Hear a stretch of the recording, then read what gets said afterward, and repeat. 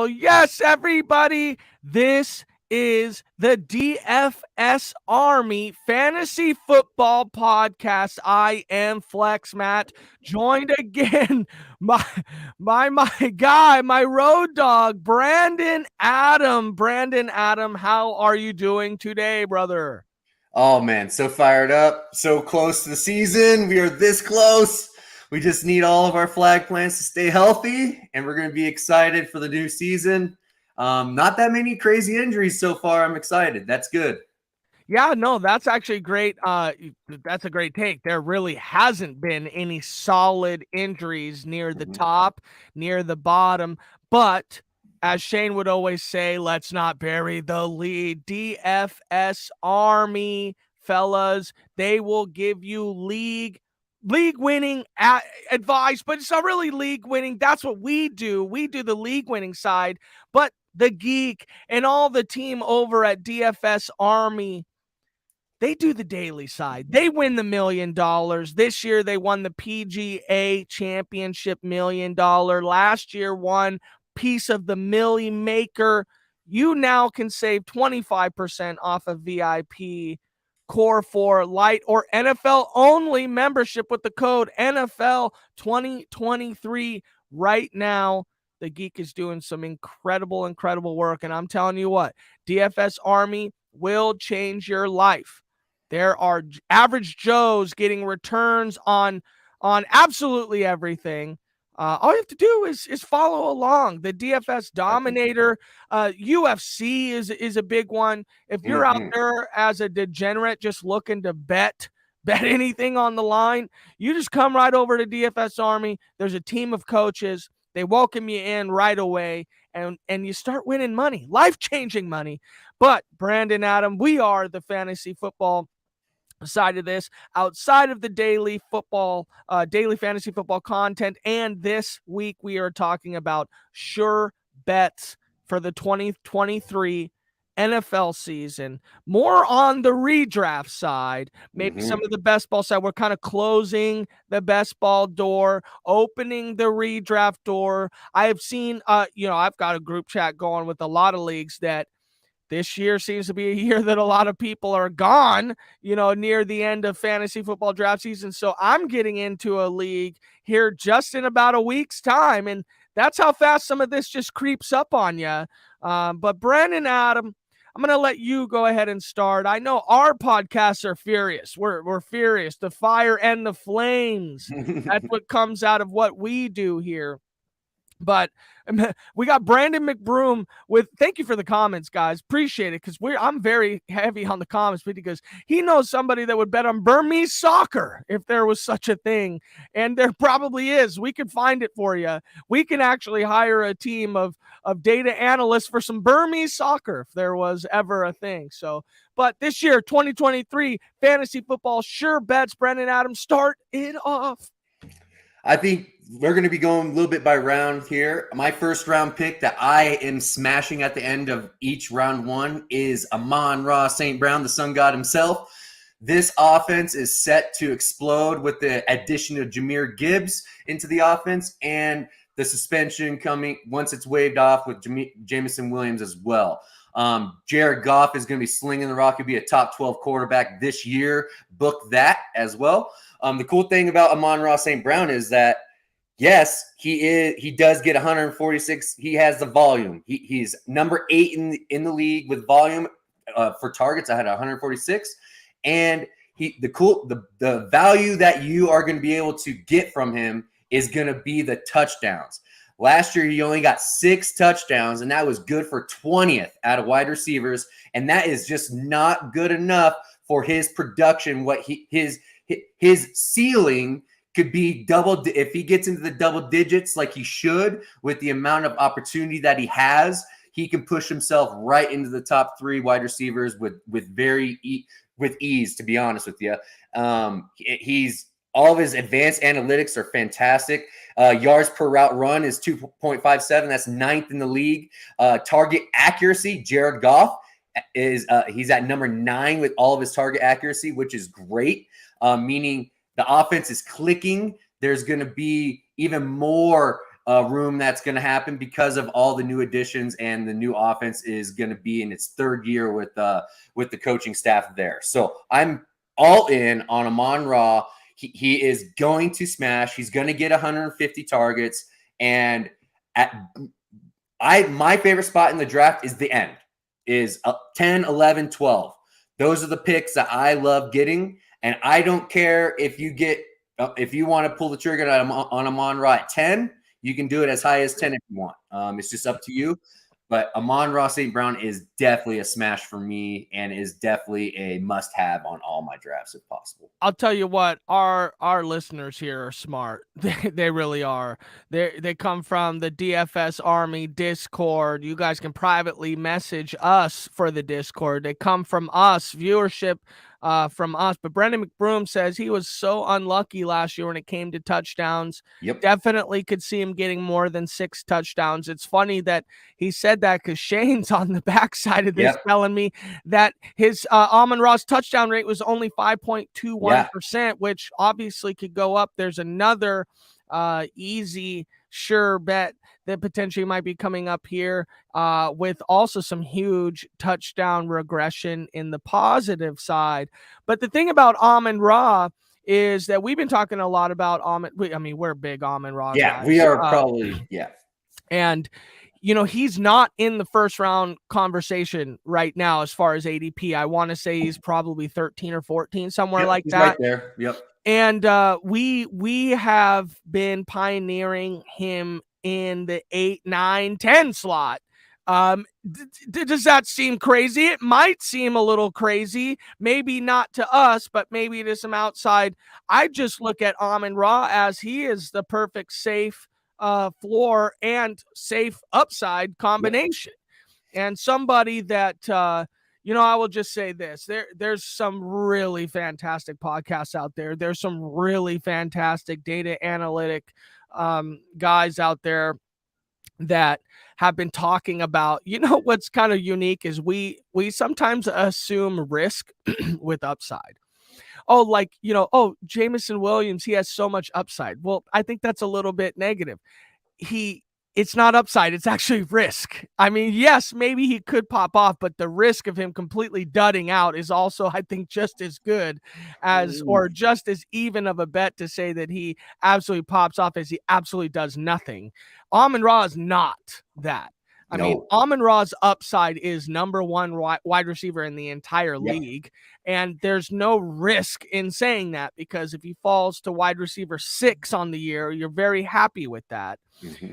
Having somebody you draft at 1 overall like Justin Jefferson, there's not a lot of risk there. But with somebody like Christian McCaffrey, who has some injury concerns, has some split backfield concerns, there might be some risks there. Mm-hmm. I look at Bijan Robinson, who has been talked about going in the top 6, top 7, top 8, where I just look at, Bijan Robinson or Amon-Ra. Give me a break. Yeah, I can't understand or fathom. And that's what happens here in the war rooms of DFS Army, our group chat. That's us, me, you, Mike, and Shane. And we're just thinking, you know what? There's absolutely no way that I'm drafting Bijan over Amon-Ra. Mike might, but I sure as hell. Okay. I've officially moved AJ Brown down in the first round, and I'm moving Amon-Ra up to where AJ Brown was. And I am so happy I did that, because the target there's so much risk with AJ with the touchdowns that nobody really talks about too much about. You have with us in the chat a little bit. You kind of like Devontae Smith. You kind of like that end of the stack with the Eagles. And I dove a little bit deeper into it, and I'm starting to agree a little bit. So Amon-Ra is Cooper Kupp, and this is his major, major breakout where he has number 1 overall wide receiver potential. And I just don't see how he can't get I don't see how he finishes outside the top 5 wide receivers. I just don't see it. Not to mention, again, it's a sure bet. Yeah. I mean, whether or not he doesn't finish inside the top 5, he's going to be worth where you drafted, no matter where you can get. And I think that I'm not trying to play hot potato with the potential of losing out on Amon-Ra. let's talk about some true upside with a tad bit of risk. That's Garrett Wilson. Okay. Yes. We love Garrett Wilson. We love Amon-Ra, but when you talk about the risk reward on the upside side of Amon-Ra, he's definitely a significant step ahead of Garrett Wilson. You can see that Garrett Wilson's ADP is now starting to fall because of that. Yeah. But we're going to go ahead and try our best to get Amon-Ra in the 8-9 slot, which is where we want him, a little bit ahead of ADP, and then try to catch the backside of that ADP risk drop with Garrett Wilson, which is a great 1-2 start. Boom! Yes. I'm in. I'm all in on that. I've been smashing that strategy for probably about a month and a half on Underdog. You've been seeing all the drafts I've been doing, and Amon-Ra and Garrett Wilson on the back end is that's a strategy cultivated by you and I too. Yes, we totally lead that charge there. That's great. Okay, so I'm going to go ahead and start it. And I listened to a podcast with Scott Barrett, and he's amazing. I think he just came out with an article. Please go over and purchase it. It's a fantastic article. Scott Barrett's known for this article every year, but he talks about how when you have the number one overall fantasy football player, you can have the best player, or, somewhere in that top 5, a league winner, and you can have the worst player, maybe somebody off of waivers or something. And that combination is going to mean a lot more to your fantasy football team and the league winning upside than to have somebody in the RB, let's say it's a QB 11, an RB 7, an RB 9, a wide receiver 11, a tight end 7. Like you would think with a team of that kind of mid-range, mid to end of the ones, having a bunch of those guys is going to mean a lot for your fantasy team. But inherently, it doesn't actually mean that. When you have a league winner on your team, you can have a combo of Jags, a combo of wide receiver 20s on your team and have a much better much better chance of winning. And so he had theorized that McCaffrey was that guy. A couple years ago, if you had McCaffrey on your team, you had a 73% chance of winning the league, with just one guy and somebody off the waiver. I mean, that's how special some of these guys can be. So he had theorized about going the hero RB approach. Is just such a great bet to make. Okay, so that means, yes, maybe funneling out a little bit of the noise, because the noise is wide receiver heavy this year. I think it's pretty easy to say that. Now, if you're getting near the end of the first round, like we're talking about here, 9, 10, 11, there's no chance of getting 2 of your league winning running backs. There's just no chance. Nope. But with that being said, the timeshare with Christian McCaffrey, the injury concern with Christian McCaffrey has really put him off of my list there. And I think the biggest sure bet that you can make at the beginning of your rounds, beginning of your draft, is Austin Eckler. There, yes, he is a little bit older, and that is somewhat of a concern. But if you talk about league winning upside, which he has it, you talk about replacement value at the running back position, which, if you're not getting one of these top guys, you might as well grab 7 or 8 of the middle tier guys, because they're not going to matter like the top guy is going to matter. But Austin Eckler has the ability to be the number 1 overall fantasy football player outside of a quarterback in that offense where he has absolutely no target competition at running back. He's proven it before, and he doesn't tank your team, which we see people do a lot, especially in the first round, i.e. Bijan Robinson this year could absolutely tank your team. Okay. Also, that's where the fall, the precipitous fall of Saquon Barkley from last year, right? Drafted him in the first round, tanks your wide receiver team, or 2 years ago, you draft him in the first round, it tanks your team, right? So why not go for the sure bet that exactly what his upside is? There's zero risk to him at all, zero competition for targets, high-powered offense. Justin Herbert looks to take another step forward, which he already was throwing bombs, right? He feeds his running back. It's proven. I just think there's no bigger sure bet than Austin Eckler in the first round, Brandon. I don't hate it. Like, I don't hate it at all. I just feel you're right. I just feel like they are trying to push the ball down the field a little bit. So I think they understand that Austin Eckler is an undersized back that's a little bit older that could possibly, I don't think he's going to not be an RB. He will never drop out of the top win five. Your fantasy league easily, Yes. easily win your fantasy league. I mean, it's not even, you can make a lot of bad picks in the first round, Sure, but there are a few ones out there that are absolutely sure bets. Brandon, your number 2 sure bet on the season. Go ahead. Oh man, I'm going to go out to the team out in Cincinnati.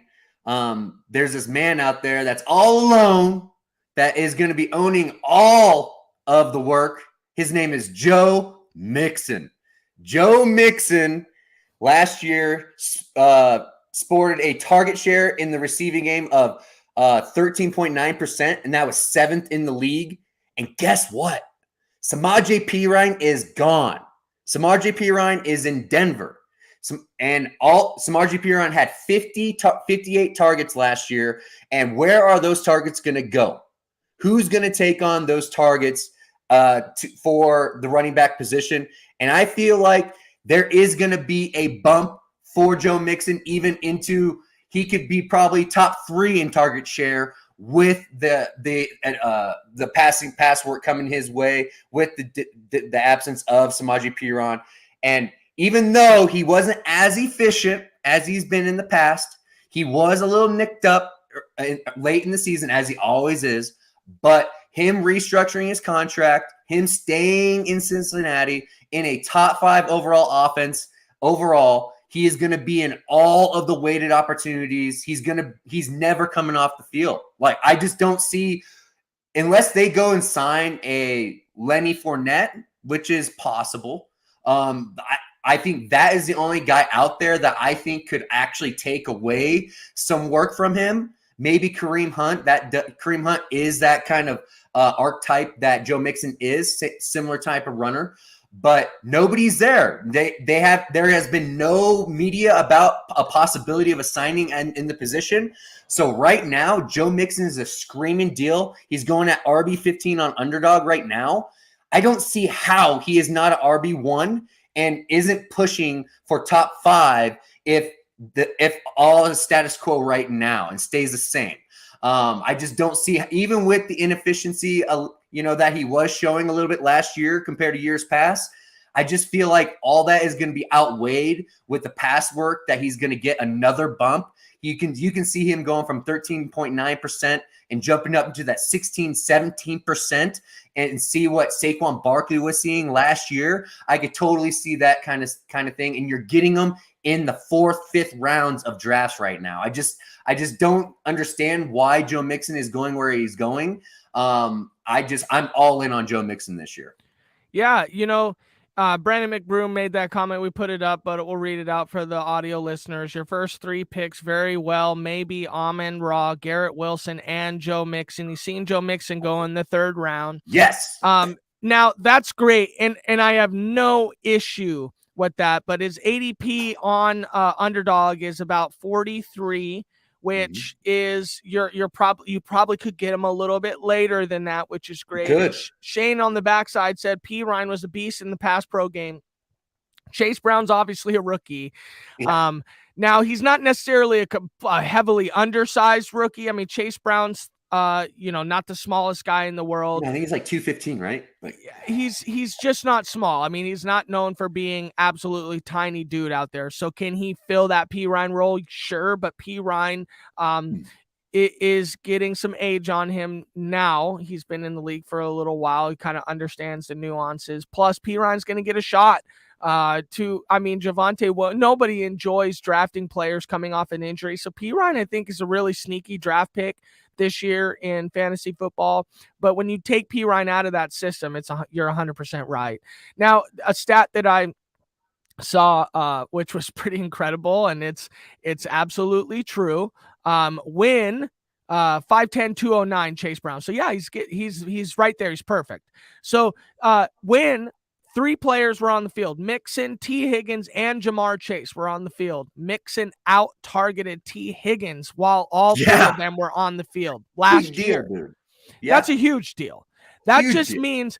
means one, they roll the coverage to T. Higgins when they're out there. So it just opens up the opportunities for Mixon, and those are easy dump-off targets. Okay. I love A-Chain this year. Now, it's kind of tough to say stuff like that because I was like not in on drafting him in Dynasty. Well, sure. I mean, when you have to own him forever and you have to take a bet on whether the guy's going to. Yes, in redraft, it's way different. A-Chain could be there as an outlet. The wide receiver core in Miami is going to smash. So it's a very similar situation. You have T. Higgins, Jamar Chase. When all 3 of them are on the field, you're going to have to. You can't let T. Higgins behind you. You can't let Jamar Chase behind you. So it's going to open up that intermediate field with Joe Mixon.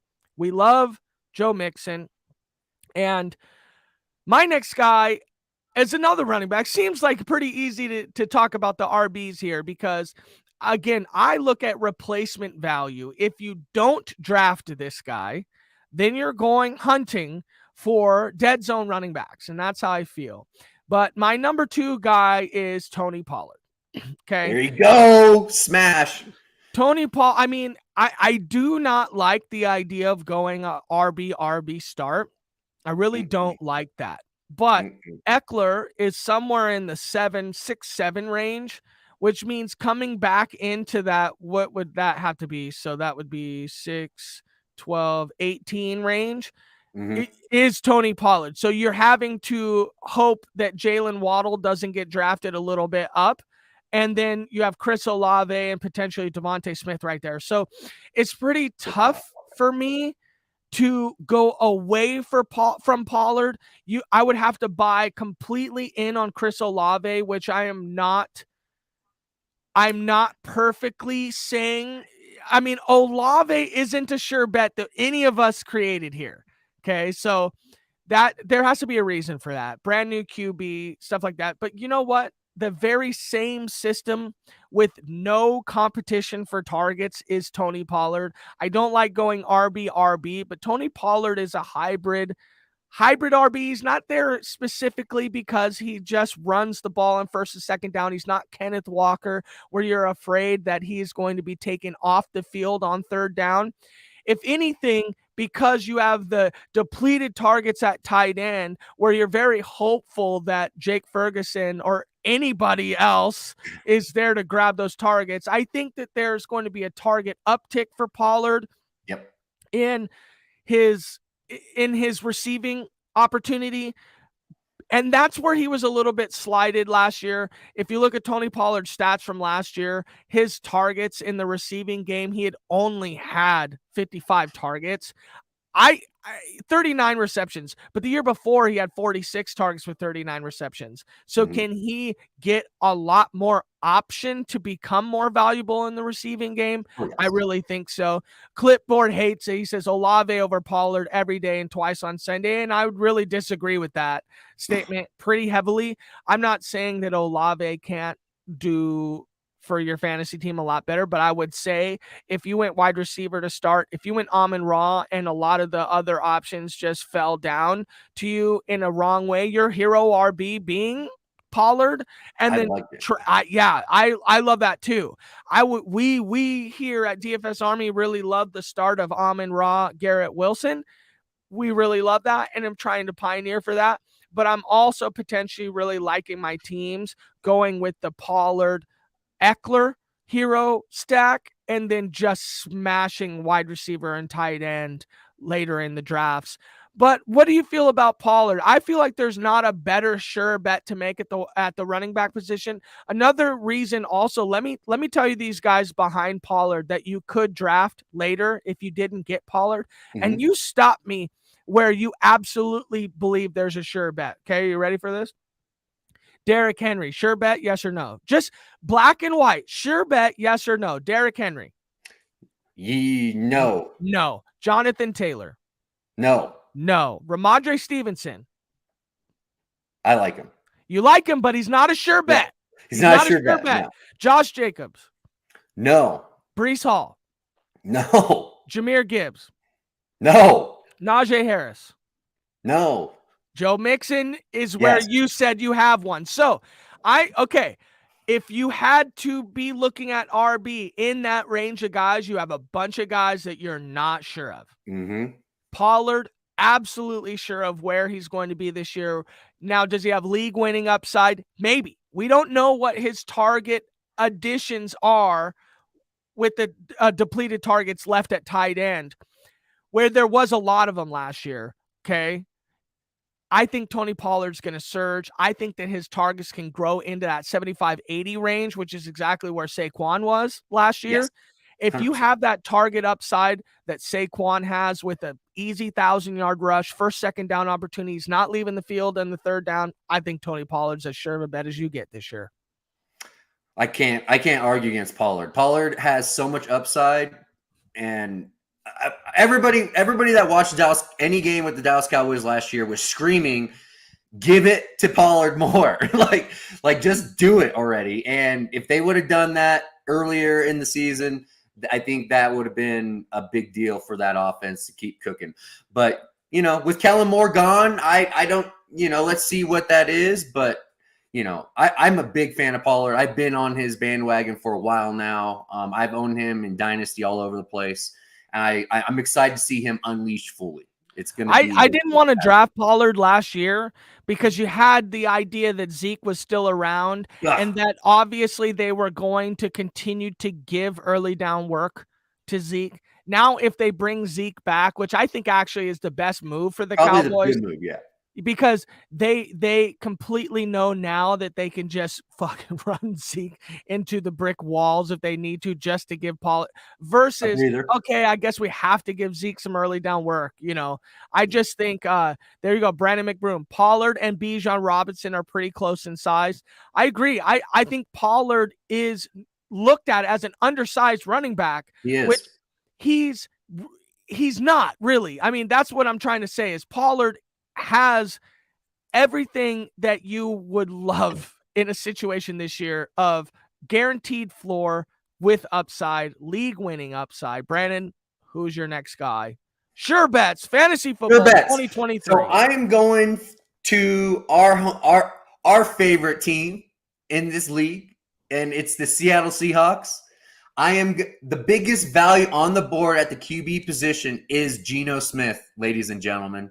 Your QB5 for last year. Geno Smith is going outside the top 12 right now, and that's just atrocious. I don't see how he could end up going out, end up not being a QB1 this year.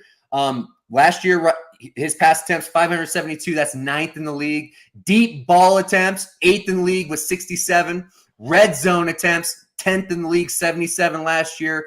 Team pass plays last year per game, 33.8, and that was 14th in the league. Everybody thinks run with Seattle, right? No, last year they passed a little bit with Geno Smith, and that was with this.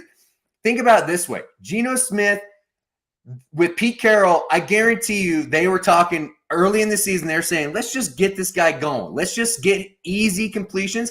But if you look at what he did last year, deep ball attempts, 66, those aren't easy. So those are all going, DK Metcalf, Tyler Lockett, and now they just brought in our child, JSN, Jackson Smith and Jigba, and that is a massive, massive upgrade to that wide receiver room, and you're going to see that it's going to change the whole dynamic of how that offense is going to be looked at. Everybody's going to be getting man coverage all over the place. You're going to see more touchdowns from Geno Smith because of the JSN addition. I just see this offense really jumping into the top 8 passing offenses in the league this year with that addition. It's just Geno Smith is going to get the car is full. The keys are his now, 100%. There is no way that they are going to, pull back the reins on Geno Smith this year with that new addition and with the trio of wide receivers and with Zach Charbonnet coming out of the backfield, catching the passes. We've been talking about it nonstop in our league chat about our chat with Ken Walker, Zach Charbonnet, what is going to be the roles between those two. And we can just we can say, Zach Charbonnet is going to catch a lot of balls out of the backfield. So I am totally fine with that. The cool thing is that with the passing productivity of Geno Smith is that he was making some ridiculous throws last year. He was number 1 with 46 danger plays, meaning these plays are very, small window throws. I mean, he is fitting it everywhere. He was number 1 in the league with those throws, and it could have been bad, but it was very good with what he was doing last year. Passing TDs, he was 4th in the league with 30. I think he jumps up into that 35 range this year. I don't see how he doesn't improve with the offense that is going on in Seattle right now. His efficiency is off the charts. Yards per attempt, 7.5. Top 10, number 9 in the league. Adjusted yards per attempt, 7.1.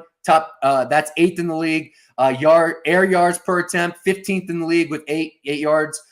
I just don't see how he doesn't keep compiling these numbers and keep going, especially with the addition of JSN. What do you say? Sorry, I didn't want to interrupt you too much, but I wanted to really talk about that danger plays thing. Yep, so that's fine. A lot of people are talking about that, and I love that. Me too. I love yes. that. Because, yes, you're right. So let's talk about regression, right? So everybody always wants to talk about regression to the positive side, regression to the bad side. So if you have a guy scoring 15 touchdowns last year, then it's pretty safe to say that he might regress a little, right? So just in the opposite, we love Deontay Johnson. We both think Deontay's a sure bet this year. We didn't bring Deontay into this because it's too easy, but he's also going to regress in the positive for touchdowns this year. But danger plays are ones that could be easily interceptable. Okay. Sure. Easily a play that 9 times out of 10 is probably not going to go well, but it ended up going well. But here's the thing about danger plays. What do you want? A QB that doesn't force the ball down the field? Everybody shit on Jameis Winston, but Jameis Winston threw the ball down the field. Okay. And I love that. Now, if you can have a defense that turns around and helps you win games, then that is a great, great offense to have, to be around for fantasy football. We all love drafting Jameis Winston somewhere in the first, or not early second round, but as a QB1 with upside, because 50 touchdowns in a year is pretty tough to beat. Now, Jameis Winston wasn't at all accurate, not known for his accuracy, but let me tell you what, Geno Smith puts the ball on the money. Sure does. There is a rather incredible catch pass that you can go and watch on YouTube where he targets Tyler Lockett. Jameis, no, I said Jameis, but I lipped it in. Jameis Winston. But Geno Smith targeted Tyler Lockett downfield. There was 3 Saints defenders all over this ball. He placed it in the literal best spot that you can place it. There's 3 players converging around Tyler Lockett.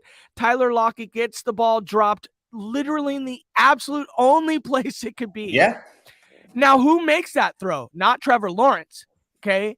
Geno Smith makes, not yet, but Geno Smith makes that. I don't want a QB, especially if you're Geno Smith, if you're somebody that wants to go take a team to the championship. I don't want a bunch of dump off 7 yards over the thing. Now, he does that as well, but it's okay when you mix in a lot of the deep targets, deep opportunities. When you have guys like DK Metcalf, who is known for being deep ball receivers, and you don't use them as deep ball receivers, this is something that I really, really love about, Brandon McBroom. Only garbage time QBs better than Winston was Blake Bortles. And exactly, we love Blake Bortles for fantasy. And that's why I think that you're right on the money for a sure bet here, because not only do sure bets mean the guy is going to produce, but it also means that at ADP, it's really hard to ignore the guy. And Geno Smith is a perfect one. Jared Goff, perfect. Here's one thing. Everybody's saying, he's throwing danger plays, but guess who does that too? Josh Allen. Josh Allen he threw 40 danger plays last year. That was number 2 in the league. He threw 36 interceptable passes last year. That was number 3. That is just telling me that you're an aggressive quarterback that you trust your wide receivers, and that you're going to put the ball in an area for your wide receivers to go get it.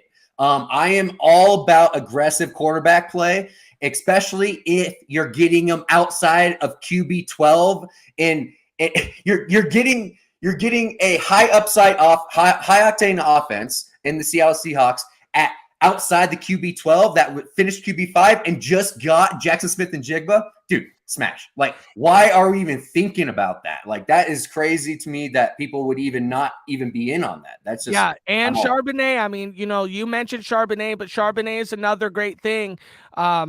He is a pass catching running back, or at least has the upside of being, and the Seahawks have not had a pass catching running back that as long as I can remember, it seems like, because we run the rock pretty solidly, but we haven't had guys that we can guarantee dump offs to, that we know can turn those into high value targets. Charbonnet is going to be good. I really love how he runs and catches the ball too. So you're talking about 5 players on the offense outside of the tight ends. Now the tight ends leave a little bit to be admired there. But I want to talk about a comment Clipboard Jesus had up here, because we've been podcasting for a long time. We've been doing this for, I want to say it's like 4 years now. And then Brandon, you came in, you've been here for about 3 years now, but it's kind of funny because I used to be the guy that Clipboard Jesus hated to agree. And now you are the guy, Brandon. I hate to agree with Brandon, but I love it. You have now started to become the guy that people don't want to agree with, but you're right. I mean, it's hard to say. That's why sure bet is a sure bet. It's hard to disagree with it. And here we go, Brandon McBroom, you're killing me, man. This guy just got my guy right here. Darren Waller is my next guy. Boom! Perfectly. Go for it. This is the easiest bet that you can make this year. Okay, the target competition in New York is disgusting.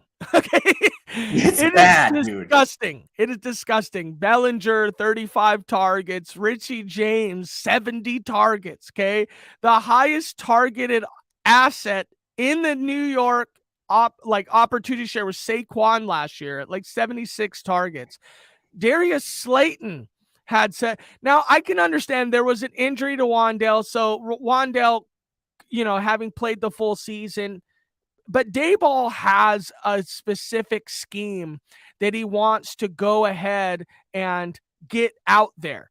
And it seems like adding Hyatt, adding Waller is going to start to open up what Daboll really wants to do. Yes. It's going to open up what Daniel Jones really can be, because we know him just as a rushing QB, mainly because his supporting cast is abysmal, but they seem to be able to win games, not win divisions, and not, be a playoff team, but there's a lot more that goes around doing that.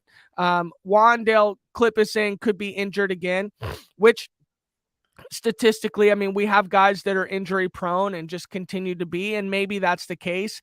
But when you talk about the number one target in the offense this year for the New York Giants football team, it is going to be Darren Waller.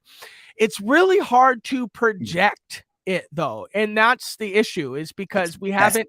Great. It's great because that's what leads to the ADP fall. Thank you. Darren Waller, sure, is actually still being drafted pretty high as far as your tight end. He's tight end 5. He's being drafted as tight end 5, but he's also being drafted at pick 71. So when you talk about guys, and tell me, we're gonna do the same exercise we did earlier. Stop me when you want to take this guy over Darren Waller. Okay, Christian Kirk. No. I want Waller over Kirk. Jackson Smith and Jigba. Oh, yeah, Waller. I want Waller over Jackson Smith and Jigba. Yeah. Marquise Brown. Waller. Miles Sanders. Waller. Mike Evans. Waller. Gabe Davis. Waller. What are Michael we doing? Pittman. Waller. Jordan Addison. Waller. So that's the thing is around this ADP, when you look at pass catching opportunities around the ADP that Waller's going, he easily could jump ahead of all those guys without even question. And then when you really were to start to dissect where he could go above those guys, which Aaron Jones potential, Brandon Ayuk. I know we like Ayuk. I like Ayuk, but no, like you're right. Ayuk, I would take Waller over Ayuk. I think so too, and that's tough. DeAndre Hopkins, we don't know what he's going to be. I'm out. I think that where I want to draw the line is DJ Moore. Yes. And that's saying something. We're talking 30 picks of ADP ahead. So a very sure bet this year, Darren Waller. A lot of people are talking about Darren Waller's tight end 3 this year, being drafted at tight end 5. Some other outlets have Darren Waller tight end 6, tight end 7 sometimes. It's a joke. It is a joke. It really is a joke. And I just think that there are vacated opportunities coming out of that system. Now we're adding, go ahead. There's only 3 tight ends going this year that are going to be absolutely funneled targets the way that Travis Kelce is going to see. Travis Kelce, Hawkinson, and Waller. Andrews got way more competition going on. Zay Jones, Odell Beckham, Bateman coming back off the mend. All that, like, I have Waller as my number 3 tight end right now, period. I still like Hawkinson at 3. But I would take both Hawkinson and Waller as flex plays so one at tight end, one at flex, because I just can't get behind Jackson Smith and Jigba. No. I can't get behind Chris Godwin, Marquise Brown. I can get behind Lockett, but I can't get behind that. Waller, so Brandon McBroom asked, what round do we have Waller going in? I think that by the end of it, it will settle that Waller will climb ADP. So I would probably say, so what is that, pick 71? What is that, though? 5? 6th round. 6th round. So I would say he probably climbs into round 5. And also it just really depends on what your roster construction. If you have Kelce, then you're not drafting Waller potentially. But see, that's what I'm trying to say is if you did go Kelce early, why not smash a Waller in a flex play? Because I like the upside that Waller has as just a pure receiver in the offense, not even speaking. And there's guys that we want to take bets on and take flyers on, but there's not guys like Waller that are going to eat up 100 targets, in my opinion, where they're going to be high value targets, red zone opportunities. If he doesn't get 140 targets this year, I'd be shocked. 140 is a lot. Bro, he's going to get it. There is nobody else. There is nobody else. It is to the point at training camp where they are taking Waller out of the offense because Daniel Jones is only throwing to Waller when he's practicing in the drills. They are literally making Daniel Jones throw to the wide receivers because it is just becoming routine with him and Waller. He is forcing the ball to Waller because that's all he is obsessed. So I'm telling you, there are 3 tight ends that are the trio is going to be those 3: the Hawkinson, Kelce, and Waller. And if you draft Pitts over Waller, you're a chump. Like that's just fact. Like you just don't understand fantasy football if that's what you're doing. So Waller, it only comes down to health with Waller. His talent is undeniable. And his role is going to be undeniable in Giants land. 125 targets with ease. The ceiling could be 140. We don't know what his ceiling is going to be because he's the only one there. I'm telling you. He is going to get Brandon McBroom said that Hawkinson is bad after the catch. I don't really care too much about my tight ends being good after the catch because their targets are high valued. Yeah. The number one thing that really changes fantasy assets from being elite to just good is touchdown upside. Touchdowns are really what actually moves the needle. The tight end.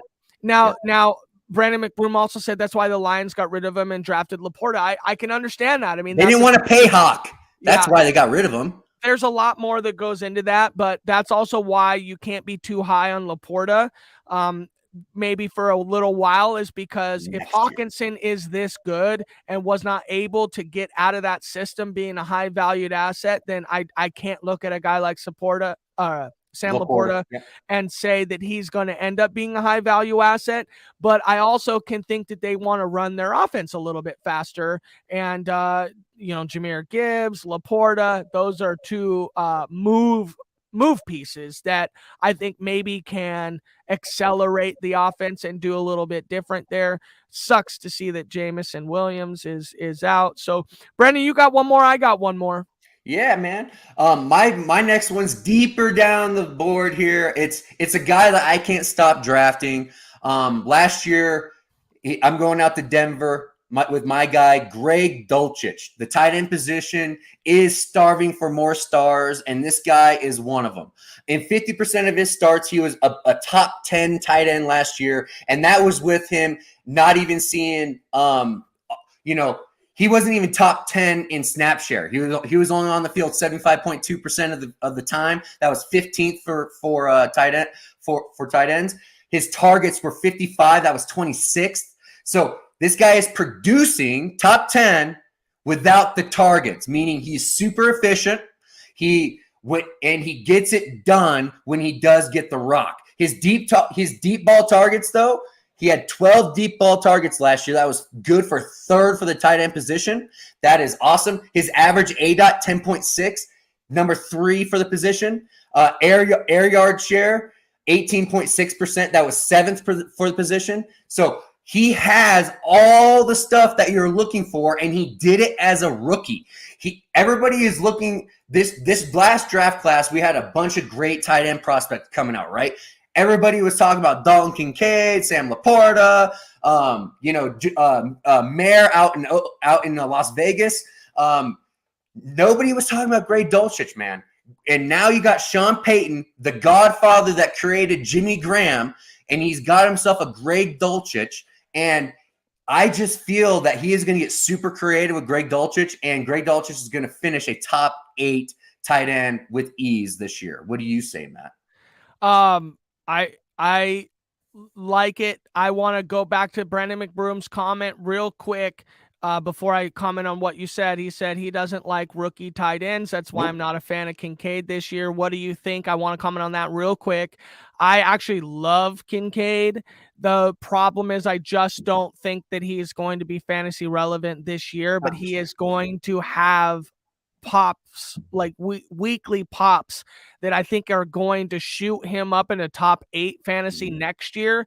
But that's exactly what Dawson Knox had, right? So like a couple years ago, Dawson Knox had some weeks where you're like, okay, screw it. This year we're drafting him top 8. And then last year he dudded out. Bro, he destroyed my rosters last year. So it's tough, but I think Dawson Knox is getting paid and he's going to be there. So it's tough. I don't think I'm drafting Kincaid this year, but I'm not out on guess Kincaid. Who's going behind Kincaid in drafts right now? Dulcich. And when he is the guy in Denver, like for that position. So let me comment on Dulcich. I heard a very awesome take on things with the Broncos. Mm-hmm. It is not Jerry Jeudy. It is not Dulcich. It is not Javonte. It is not Sutton. It is not Mims and their talent that is going to make or break their fantasy relevance. It is purely if Russell Wilson is washed or not. Correct. I think Russell is washed. So I am out on here's the thing. I love Russ and Brandon, I'm a Seahawks guy from Seattle. Okay. I'm from here. We theorized that Russ should stay, right? Like that was what we did. We did that podcast. We're like, you know what? I was so pissed. But when I laid up in bed at night, okay, I had the lights dimmed. I might have had a candle on. And I think I came to Jesus on the fact that I needed to remove my love and appreciation for the Russell Wilson that was and start to understand who the Russell Wilson is now. And once I did that, I became out on every everything that is going on there. I think Sean Payton will not be able to do anything with Russ. I think Russ's average depth of target is going to significantly decline, as if it already hasn't. The thing about Russell Wilson is, and yeah, he had the most deep balls out of anybody last year, but they weren't good ones. Great, he was throwing the ball. Great, he was throwing the ball downfield, and I definitely understand that. But watching even in the preseason, it just was not looking great. Adam Troutman is ahead of Dulcich on the depth chart, though. I think that's fodder. I just think that's fodder. Completely. And that's okay. Blake, welcome to the pod. I don't know if you've been here, but you haven't been commenting, but here you are. I appreciate it. Troutman is just a guy from the Saints that Sean Payton was moving over because he was comfortable. But when Dulcich gets on the field and when he produces, Troutman's never, ever produced to the point of what Dulcich did as a rookie. Ever.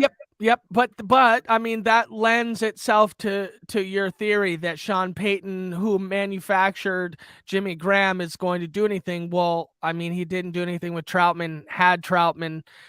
He actually didn't do anything with Troutman, so much so that a QB became a tight end just to leverage upside. So I don't think Troutman's going to be anything, but it would be a total Sean Payton thing to kind of clean house if he didn't like Dulcich. I just think that maybe Albert O's tight end one there this year. Who knows, Brandon? Here's the thing. I think he's washed. I think Russ is washed. You can have that position, dude. I understand that. I get that. I just feel like last year was so embarrassing for Russ. I want him. Sean Payton's just too good of a coach to allow him to be like that last year. Well, let's hope it gets better. Yeah. And because your sure bet is Dulcich.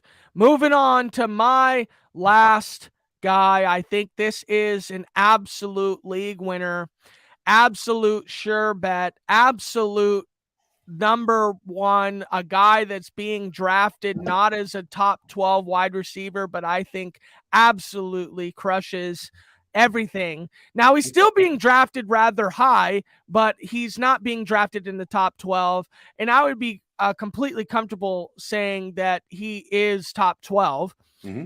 I hate Calvin Ridley this year. I can't fathom how Calvin Ridley is wide receiver 15, but Christian Watson has absolutely sure bet potential to be the league winner this year. Sure. Being drafted at wide receiver 21, which I think is insane. Yeah. Insane to me. I agree. And we talk about target competition at running back, which allows us to have sure bets on guys, not in a committee with workhorse potential. We do love that. I don't like Najee Harris because he's just a bad running back, but you can at least select Najee Harris if you were down and out and feel like at least you had somebody with a bell cow potential in some sort of an upside offense. There is no other receiver in Green Bay. We love Jaden Reed. Okay, we love Luke Musgrave. We love the opportunity that those guys may bring to the offense. We love Romeo Doubs. Right? Okay, but that's what I'm trying to say. Now, this year, it seems like not only is Christian Watson going to take a step forward. Well, let me tell you something. Last year, he took a step forward so much so that there was absolutely no other way you were losing the game if you had him. 3 touchdowns, okay? He played in 14 games last year with 66 targets. You talk about somebody that could get 140 targets this year, almost guaranteed, right? His average was 14.9 yards per reception. He's a deep play guy, but he's also, in my opinion, going to be heavily targeted like a DeAndre Hopkins. Okay. Mm-hmm. He is going to be the de facto number one. They're going to manufacture targets for Christian Watson. They're going to be feeding him the ball. I think that he could easily start to become this DK Metcalf type of guy for his team, where, yes, his route tree isn't 100% dynamic, but you can't catch him. He's a big receiver where Yes, Brandon McBroom just commented. Wasn't there a game where Christian Watson dropped 3 touchdowns? There's going to be probably a lot more. I mean, yeah, the very first play by Aaron Rodgers, I believe, was a drop touchdown. Yeah, so it's Jordan Love will only succeed this year if the offense runs through Christian Watson completely. Yes. Wide receiver 21, easily. Smash. Okay, we're going to go. Never mind. I'm not going to do that because I love DK Metcalf this year as well. So it's like, okay, would you go DK? I want to show you. Jordan Love's success is pivotally on Christian Watson. When Christian Watson was targeted by what the QB rating per target for Christian Watson, the QB was number 2. He had a QB rating of 123.3 QB rating. So that tells you right there, he's gonna be trusted in that offense by the coaches, and they're gonna feed the hell out of him because it's gonna make life easier for Love. Period. 100%. And like you said, the target competition. So what are you going to do to help Love? You're going to feed it to Romeo Dobbs. You're going to feed it to Luke Musgrave. You're going to feed it to fucking Zach Kunst or whoever else is fucking there. I forgot who it was, that other rookie tight end they drafted. There's just no other. You're going to feed it to Jaden Reed, a rookie. I mean, we're talking about Jackson Smith and Jigba so highly, but is he going to be fed the ball every single pass play? No, absolutely not. So go ahead. I mean, think about it. All the other second-year wide receivers that we love, Olave, Garrett Wilson. Look at where they're being drafted and look at where Christian Watson's being drafted. That just tells you the value and that you're getting with a Christian Watson with the upside of those guys of going, these guys are all going higher because their perceived quarterback situation is a little bit better than Jordan Love, which I kind of disagree with. I think Jordan Love has been waiting in the wakes, and they've been working with him. And in everything I've seen with him, he looks smooth. He looks like he's calculated. His feet aren't happy feet. He's going through the offense. And I actually have a sneaky suspicion that Jordan Love's going to surprise a lot of people. Well, the thing about Jordan Love is you haven't seen him with his feet very much. Like that, you haven't seen his rushing upside, which if is there, then hopefully they move the ball down the field. Aaron Jones, AJ Dillon are incredible running backs, an incredible duo to have when you need 3 and 1, right? 3rd and 1. Jonathan Taylor, that's what he's great at. You have a rookie QB like Anthony Richardson who may not be able to pass the ball down the field, but when you need to continue your drive, you rely heavily on your running backs. That's something great that Christian Watson has. Wide receiver 3, wide receiver 4, Christian Watson, that's where he's being drafted right now, and that's why I just think it's an absolute sure bet. I do not see a way where Christian Watson's ADP leaps up a little bit. I can see him being drafted over Keenan Allen. I can see him being drafted over Jerry Jeudy with the Russell Wilson stuff. But Debo, Amari, DK Metcalf, maybe Calvin Ridley's who takes a step back, but it's just so tough. I just think Christian Watson has enough question marks on him with Jordan Love and everything else that I just feel like anywhere you can snap Christian Watson off in your team is a great one. Brandon, I think that's going to be it for us here tonight. Thank you so much for coming on. What's really great is I think this podcast, man, is almost like a coming out for you. I didn't have enough time to do some. I've been burning the midnight oil in my personal life, and you wheeled in and dropped stats on the entire pod, so much so that Clipboard Jesus, I think you had him coming to Jesus on you. Smash that like button. Smash the subscribe button. Get over to DFS Army. They allow us a space to do our thing. Save 25% off of a VIP membership, Core 4 Lite, or NFL only membership with code NFL 2023. Brandon, go ahead. One thing for next week, everybody, we got some content that's going to happen next week. I'm going to be drafting in the $350 high stakes NFFC league, going after that $250,000 in Alan Seslowski's league. We're going to be live streaming that on the 24th, 8 p.m. Eastern, prime time, baby. And then on the following Saturday, we are going to be breaking it all down here on DFS Army with Alan Seslowski next week. Yes, that's Alan Seslowski of RotoWire SiriusXM Fantasy. For Brandon, Adam, I am Flex Matt. We are DFS Army. You can win life-changing money. Get your membership with promo code NFL 2023. We will see you guys soon. Big time, knowing that diamonds in my teeth, I got a lot of shine.